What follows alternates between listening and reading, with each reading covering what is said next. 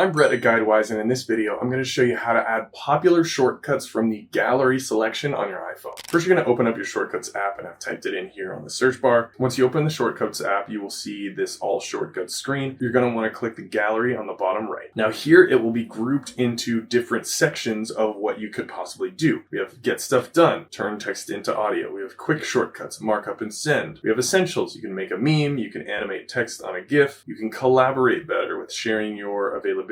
All of these sections are grouped very easily so you can understand what type of action it's going to do, and then you can scroll sideways on each of these to see all of the different shortcuts within that particular section. When you're ready, select one. I'm going to select Remove Background on a Portrait. We can add this shortcut, and now if we go back to our shortcut selection on the bottom left, you will see right on the top left that is an option to remove the background from a portrait. Once you're ready to use it, you can just tap on it right there. It will pop up some options for you, whatever the action is going to be, and now you're all set with your new shortcuts. Thanks for watching. Make sure to like this video so other people can find it as well, and subscribe to stay tuned for much more just like this.